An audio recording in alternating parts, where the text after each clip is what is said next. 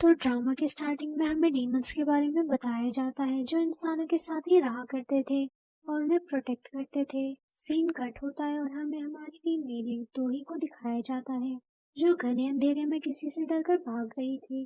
तभी वो एक जगह आकर रुक जाती है, सामने देखती है तो कोई उसकी तरफ आ रहा था। वो दोनों तरफ से घिर गई थी। दोही काफी ज्यादा घबराई हुई होती है और सोचती है कि जो मेरे सामने से आ रहा है पता नहीं मुझे मारने या बचाने आ रहा है।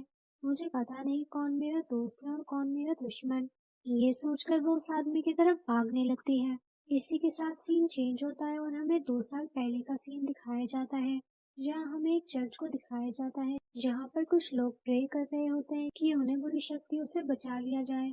उस चर्च के फादर उन्हें डीमंस के बारे में बता रहे होते हैं कि तभी वहाँ काले कपड़ों में गूवॉन आ जाता है और होली वाटर के अंदर हाथ डुबोकर एक पोल निकालता है जिसके अंदर लोग अपना हाथ डालकर अपने पापों को धोते हैं। इसके बाद वो आगे बढ़ने लगता है तो सारी कैंडल्स बुझ जाती हैं और दीवारों से खून बहने लगता है।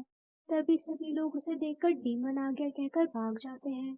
गूवॉन उस रोज को गॉड की तरफ करता है तो उसके रिस्ट में हम एक क्रॉस के निशान को देखते हैं। इसके बाद वो अपना फेस रिवील करता है जो कि एक डीमन है और हमारे इस ड्रामे का मेन लीड भी। इसके बाद वो वहां से जाने लगता है कि तभी एक बच्ची अपना क्रॉस गूवॉन की तरफ फेंकती है। इससे उसके फेस पर एक कट का निशान आ जाता है। गूवॉन उस क्रॉस को उठा के उस बच्ची को देता है और फिर हम देखते हैं कि गूवॉन के फेस में जो कट का निशान था वो भी हील हो चुका है।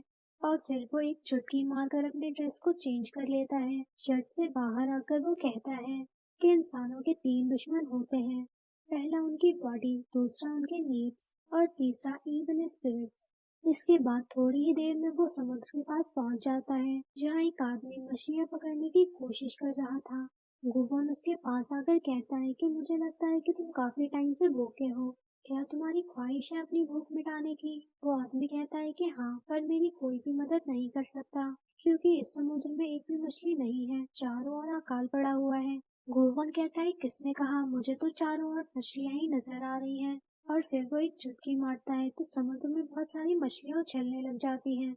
ये देखकर उस आदमी को अपनी आंखों पर भरोसा नहीं होता और फिर वो गोवन से कहता है कि मुझे अब समझ आ गया कि तुम गोबलिन हो। ये सुनकर गोवन से डांटते हुए कहता है कि तुम्हारी हिम्मत भी कैसे हुई मुझे उस अगली स्पिरिट से कंपेयर करने की। तो वो आदमी कहता है कहीं तुम ड्रैगन किंग तो नहीं? गोवन कहता है कि मैं उसकी तरह बूढ़ा नहीं हूँ। वो आदमी कहता है कि फिर तो तुम जरूर नाइन टेल फॉक्स हो के। गोवन कहता है वो कुत्ते जैसा बदबू मारते हैं, मुझे उससे कंपेयर कर रहे हो? तो वो आदमी कहता है कि फिर तुम हो कौन? गोवन कहता है कि मैं अंडरवर्ल्ड से आया डीमन हूँ जिसे तुम इंसान इविल स्पिरिट बुलाते हो। ये सुनकर वो आदमी कहता है शायद मैं भूखा हूँ इसलिए मुझे ये सारी चीजें नजर आ रही हैं और फिर उदास होकर नीचे बैठ जाता है। तभी एक बड़ी सी मछली उछलकर उसके ऊपर गिर जाती है और फिर वो गोवन को देखते हुए कहता है कि क्या तुम यहाँ सच में हो? क्या तुम वाकई में मेरी विश पूरी कर सकते हो? गोवन भी खुश होता है और उसे एक कॉन्ट्रैक्ट पेपर दिखाता है और कहता है कि तुम्हारी ये विश फ्री में पूरी नहीं हो सकती क्योंकि इस दुनिया में कोई भी चीज फ्री में नहीं मिलता, इसलिए तुम्हें मेरे साथ एक डील करना होगा। वो आदमी कहता है कैसी डील? गोवन उसे बताता है कि ये डील 10 सालों का होगा। इन 10 सालों में तुम कभी भी भूखे नहीं रहोगे और 10 साल बाद तुम्हारी बॉडी मर जाएगी और तुम्हारी आत्मा अंडरवर्ल्ड चली जाएगी। वो आदमी पूछता है कि आखिर ये अंडरवर्ल्ड है क्या? गोवन उसे बताता है कि जिसे तुम इंसान हेल कहते हो।